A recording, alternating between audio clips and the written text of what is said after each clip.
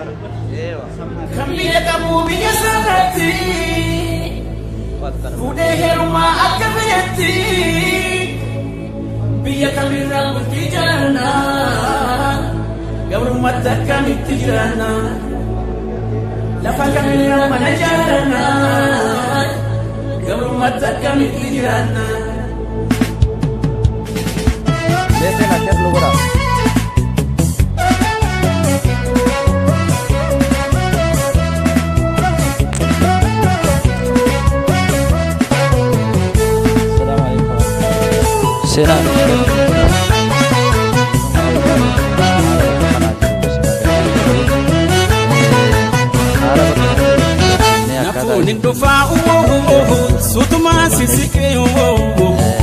Fagatulle sirrana funmike nandufa ilmike nandufa ilmike nandufa ilmike nandufa ilmike erkabiya bayu takagati tingawo yadake tijrawo kayoko dagangawo asifje champigawo batagaran kengawo gallo mirkan gallawo kuyan gallo gengawo garutti diyan gawo mirkan gallo genge garutti diyan gawo mirkan gallo genge akataro damme biya bane biya namaki sampapachane biya namab namab garatane biya tena damme biya bane biya namaki sampapachane biya namab namab garatane. Assalamualaikum warahmatullahi wabarakatuh. Ya ilmaan Oromoo wanni isin jechuu jirru ummanni isin argitan kun Oromoo qofaallee miti sabni hundinuu keessa jira jechuudha. Amaara, Tigree, Guraagee, Silxee sabni hundinuu akkasuma keessa jira jechuudha. Kanaafuu yeroo nuti gaafa qabnu riyaadin nu qaban. Riyaadii warri waliin nu qaban kaachitti nu bira hafee jira. Akkasuma tariiqa alkarji kan nu bira hafee jira. Haayir nu fidanii haayir irraa hin galtanii nu jedhanii akkanatti fe'anii as nu geessanii urga guyyaa san kun as nu geessanii namni abbaa kanaa nu jedhe dhufee hin jiru. Nama dhibamaa hin galchinaa nama maraate fa galchinaa jedheera mootummaan keessa nuun jedhan nuti dammoo hin maraachuu malee homaa nu namne jechuun maraannee jirra. Namni isin argitan kun guutuun maraata fayyaa hin qabu hirriba hirrabne baxxaanii haqara lama nu kennan tokko nu dachaasanii dhagaarra ciibna jechuudha. Waggaa tokkoo fi baatii tokko waggaa tokkoo baatii lama waggaa tokkoo baatii sadii namni achi gadi numa hin jiru jechuudha. Rakkoo hamaa keessa jirra sheer godhaatii ol biraan gaha qaamni ilaallatu gartee akka waan kana arge yoo ka furmaan nu dhufu taate irraanfatamnee jirra. Riyaaditti warra baatii jaha warra baatii shanii galchutti jiran jechuudha. Warra baatii tokko warra baatii tokkoo fi bulii digdama akkanatti biyya galu jiran. Ijoolleen nuti quba qabnu hundi nuti garuu asitti irraanfatamnee jirra. Rakkoo hamaa keessa jirra. Rakkoo nuti keessa jirru kana akka argitaniitiin fala nu yoo falli jiraate falli nu godhamu akka gara biyya keenyaa nu dachaasan yoo maraannee garte wanni biyyaallee homaa hin goonu ofiifillee maatii kennaafillee ufuun tajaajilu jechuudha. Rakkoo hamaa keessa jirra akka as keessaa baaftanii gara biyya keenyaa nu dachaaftanii jenneetiin kabajamaa mootummaa kana akka gaafannaa nuti dammoo sheer godhaatii uummata warra qaamni ilaallatu biraan akka nu geettan isin barbaada.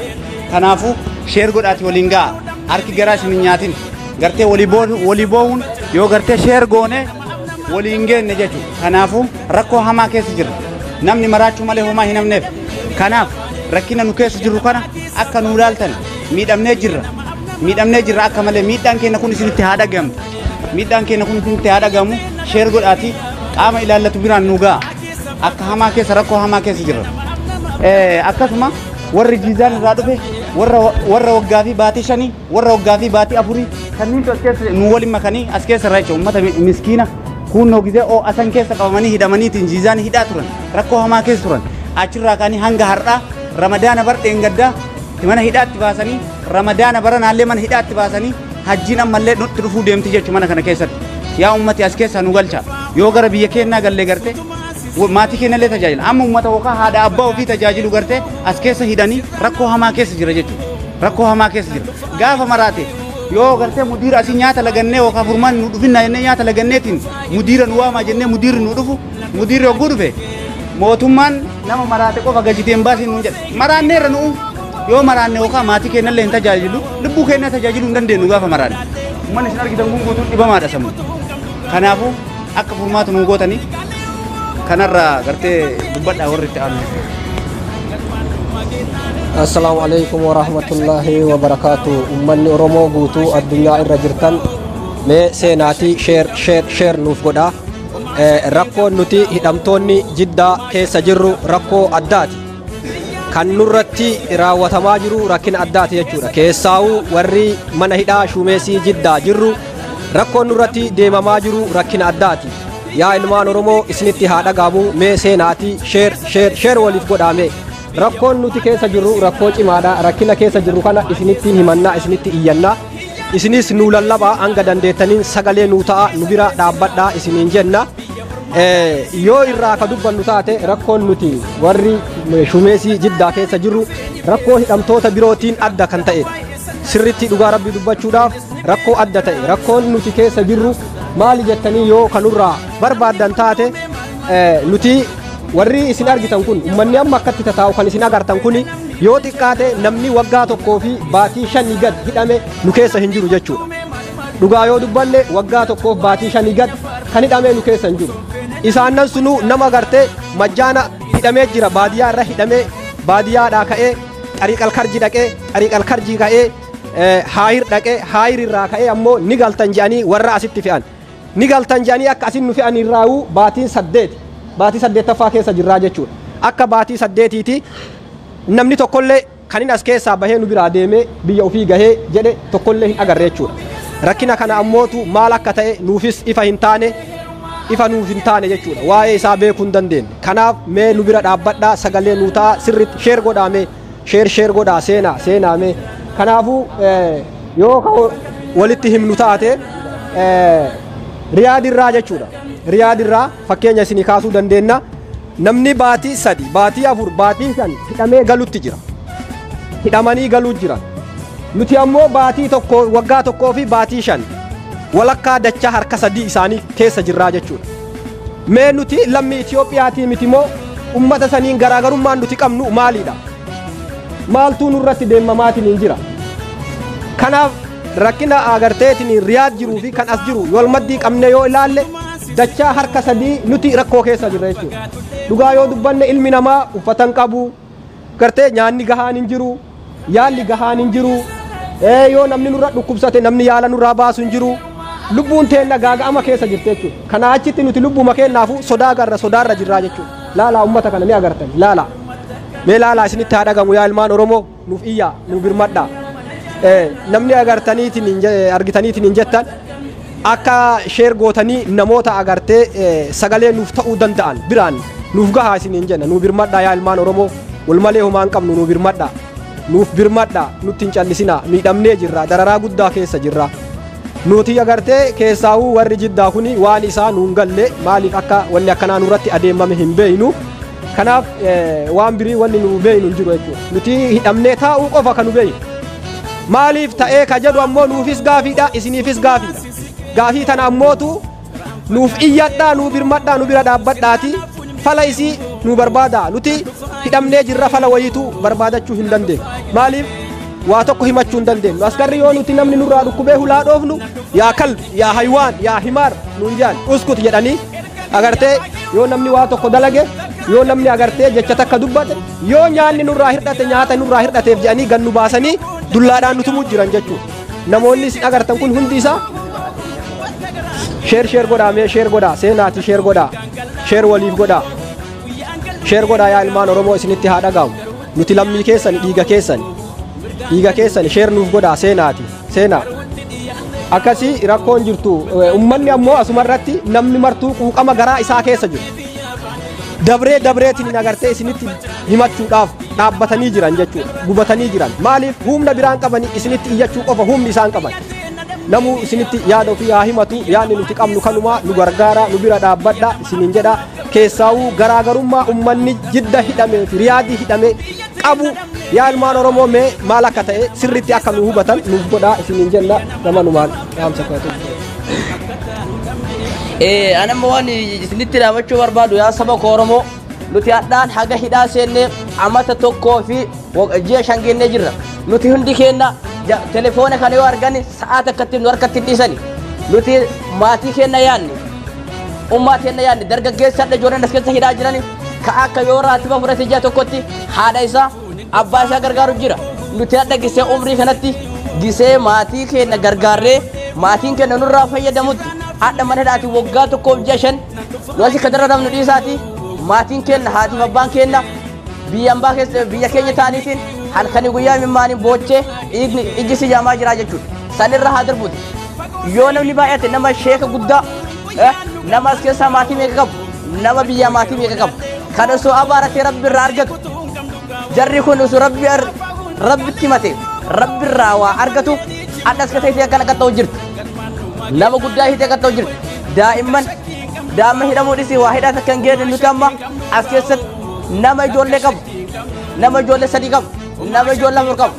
as keessatti akkana dararamu jira nuti as keessa kophaa keenya dararamuu bichaa miti biyyaa warri keenya dararamu jira abbaan keenya dararamu jira haati keenya dararamu jirti as keessa warra fuudhee jaartii qabu jaartiin isaanii ilmoo isaanii akka gootee dalagachuu qabdu galchuudhaaf karaan hin jiru qabattee dalagachuudhaaf akka uummanni biyya as keessa jiru hundi beektani yaa Oromoo rakkannee jirra waccuu tanaan guyyaan qabamu waccuu tanaan hin qabame isiitu rakkanarraan ciccinneef kiisii zubaalaa warra afaan irra beektan kiisii zubaalaa nu fadheen jiraatu warri ammoo kiisii beestaalee kiisii waan digatan kiisii qoshashaatti gatanii nu fadhee jiraatu sa'aa salaataa surreen qabu kiisii nu fadheen salaat haa gadhaasaniin jira yaa uummata keenya waggaa tokko dhiisi waggaa tokkoof ji'a 5 dhiisiiti uffanni torbee tokko nama rataa akka ta'u ni beektan yaa rabbi yaa uummata keenya nu warwaadha nu kadhadha qalqabne qalbii nu dararamtu nuti ijoollee kichuudha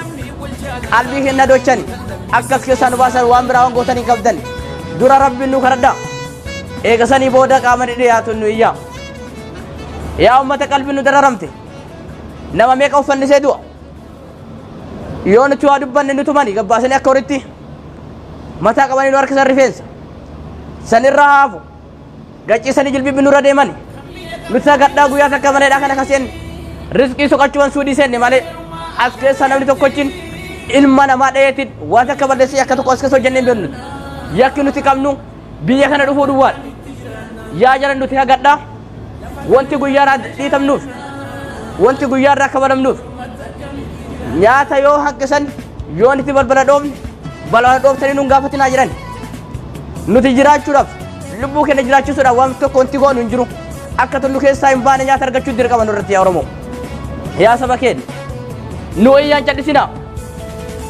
warroonni nuti Oromoodha kan biyyatti hafe bichaa miti Oromoon ummata xiinxallaa siyaasaa bichaa miti Oromoon nutis Oromoodha waan taanu beektan biyya kana yookiin nama jiraanne fayyaduu dandeenya biyyas ta'ee asis haadha ta'ee abbaan keenyas obboleeyyan keenyas gabbayaa nu dubbadha hagadhaa waggaa tokkoof ji'a 5 maneedhaa jira jawwaala kun isaan harka jira hagadhaa namni waan keenya dubbatu hin jiru maaf dagatamne yaafira maaf dagatamne Oromoo ummanni kunniin akkana jiraata waggaa guutuu waggaa tokkoof ji'a 5 akkana jira hundi keenya waan isin sobuu miti as keessaa hundi kan kee fira qabda as keessaa namni hundi fira qabda argaa jirta waan nuti irra jirru guyyaa hunda nuti tuman dirri keenya akka qotilee leenyi dideetti ulee nurraa hoyyaayaa jechuudha haga dandeenye kaafne poostii godhaa jirra kaan ammoo sanuu akkatti poostii godhuu hin argannu carraa waan goota yoo dhabdan miidiyaa irratti nu iyya kanaaf furmaan dhabamnaan rabbitti nu iyya yoo jiraanne wal fayyaduu dandeenya garuu yoo dune waan duraan argattan Oromoo maatiin keenya dararamaa jira nuti hadha waggaa tokkoof ji'a 5 maneedhaa jiraanne oduu biyya keenya jiraanne gatiidha yookiin duudha yoo duune kana hunda arginu ummaan keenya sabartee teessi sagalee keenya dhabdee ba'utti jirti biyya as keessaa ilmi abbaa dhabee osoo nyaanne sun dhunne bula as keessatti mana hidhaa nama jiru kana mana baran jiru kana keessatti mucaan tokko waggaa tokko ji'a tokko nyaata saawuduu balbala tubni nuuf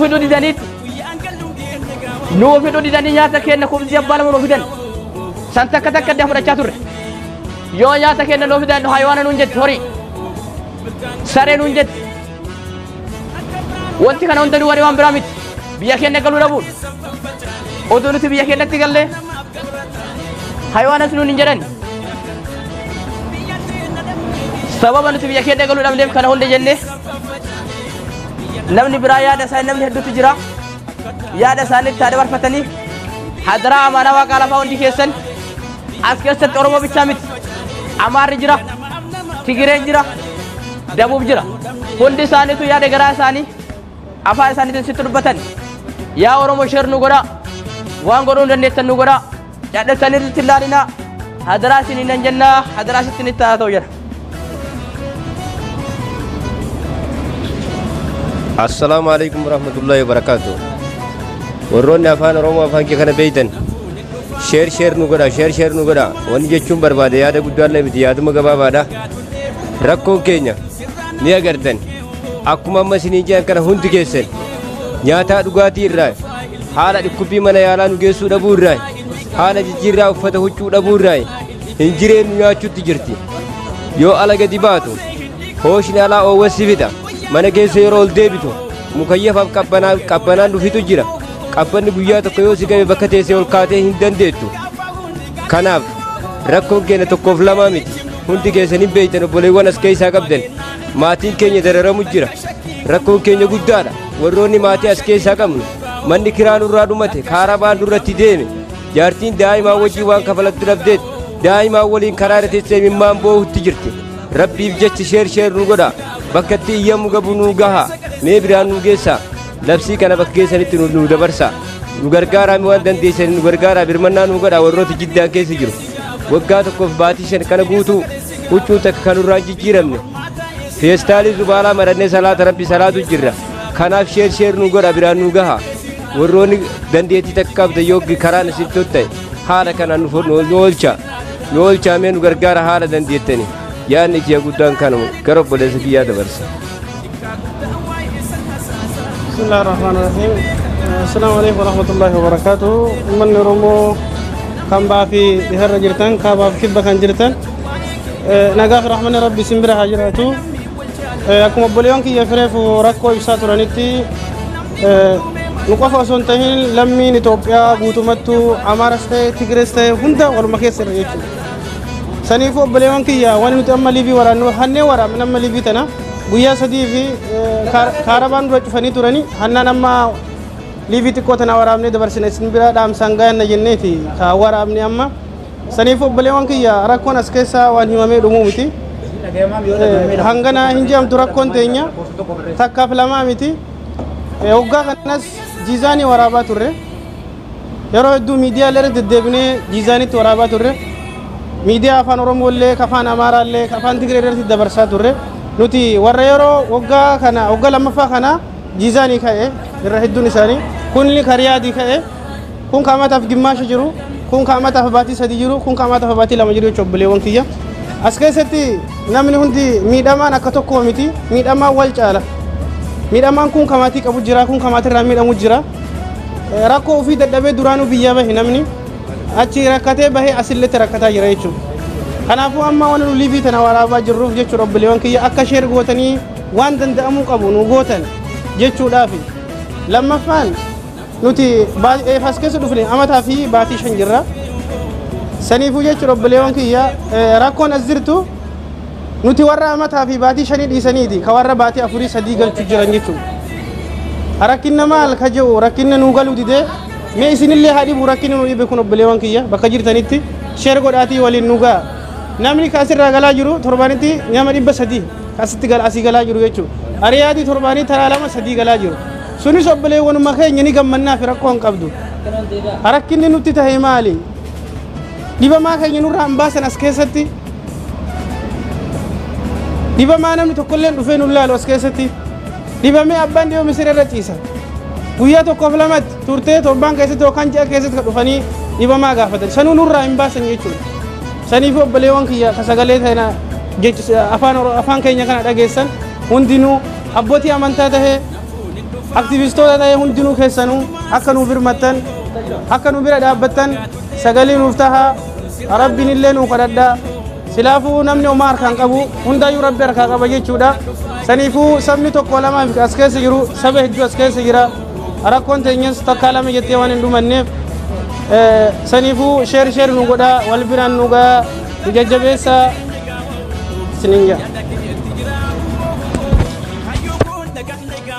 السلام عليكم ورحمة الله وبركاته. خابدن توتا خبرتوتا في فيسبوكي تيجي ترى ورد وشنود فيسونو بقى أما جيسان سنجنا أكو بيكمو نمنو كوني ورين نوجين كابو ماني دا يرقدان ساني ورين جيزاني رادوفاني منو كونامو أما خنجرو جا أما تتكافي جا لما أنا أما تتكا أما فتحتين جرا أكاسو خبيكمو نمنو كون نمو قرقدان أما ماتي دا والله وانا ما جايب سيسو جرو كنجة شودا شمبرو كانتي نزبن مي والكم مي جوارا خناسي وان المنا ما كيستي الأجر ولا مي شبكيتنا أكاتا المنا ما أسين إتيول بو يادا كناتو خنا من كم وانا كنا ما قبض جارني جيرينيا كنا خنا كيستي أما غير إيجاس رفني هايري راي غير رفني جا تربا أسكيس تريچو يرو أوبسات ديلا خنا أوبسني جرا يرو نقول شاجنة مال جنبيتني Itoophiyaan as keessa jirtu nama 26 mana hidhaa aan keessa jiru kana qofa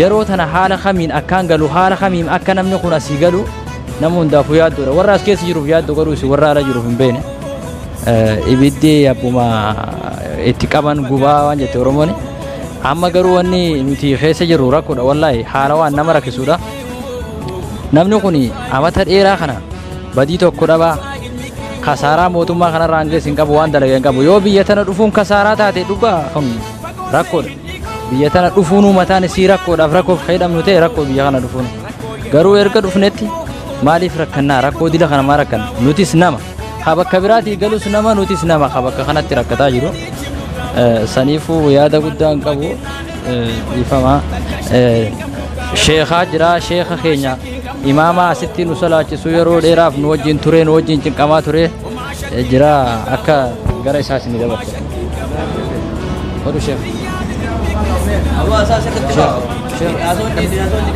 Muhammad sheekh charu share gochuun dagatina warri biraan gaa share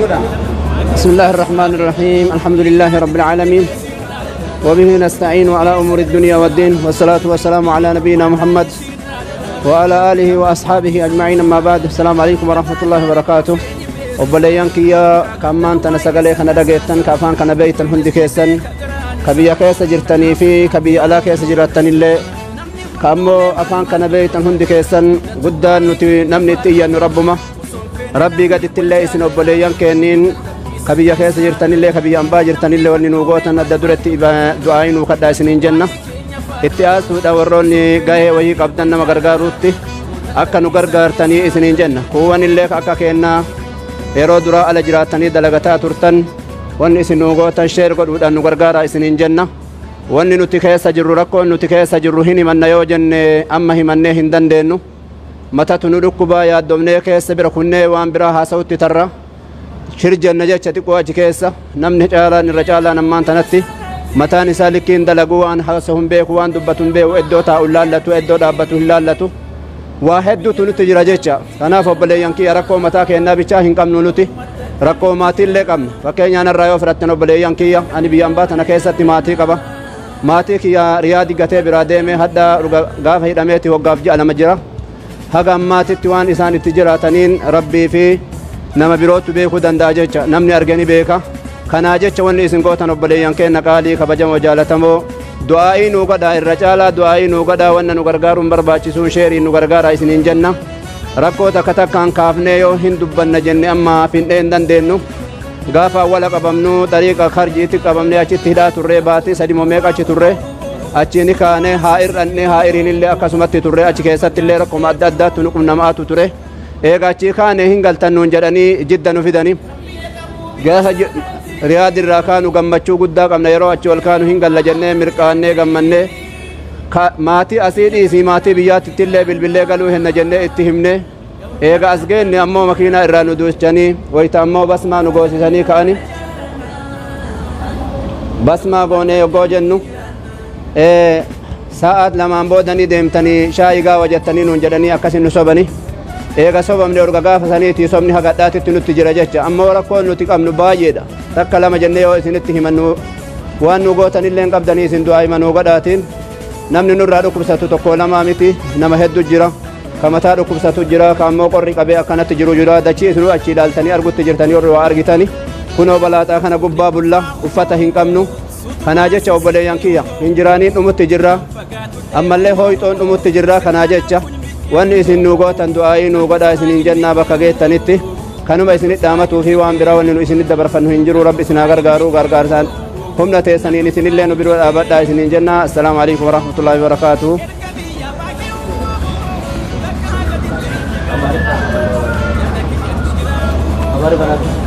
السلام عليكم ورحمة الله وبركاته جرى جرتو كبجمتوتا في جالتمتوتا إلمان أورومو الدنيا خنا كيسة ترجم تمرت كيسانو أكم جرتو فيا كيساني نجادا أكما لا جرتا أكما داوتشا جرتا بك جركوني هدا شميزي مكاتي أكنو تتجركوني حالة يادسها في حالة جتشودا والله أكنا جرين دبتشون هندن دامو mee dhimma jechuudha irra jirru kanarraa yoo isin yaachisa ta'ee lammiidhaaf gaachina akkuma jedhamu sheer gochuudhaan wal biraan ga'uudhaan nu gargaara akka itti jirru kana irra xiqqaan nama mana kanatti hidhamee jiru jechuudha nama baatii 7 fi baatii 8ti waggaa 1 fi baatii 4 waggaa 1 fi baatii 5 as keessa jirra balaaxaa kanarra ciimnaa kaan dhukkuba qorraatiin qabamee kaan dhukkuba sammuutiin qabamee kaan coggaarraan fixe haala hamaa keessa jirra yaa Oromoo bakka jirtan kulliitti sheer waliif godhaati addunyaa nu dhageessisa dhimma walirraa qabnu jechuudha kan obbolummaa dhimma obbolummaa akka walirraa qabnutti nu baadhaan isiniin jedha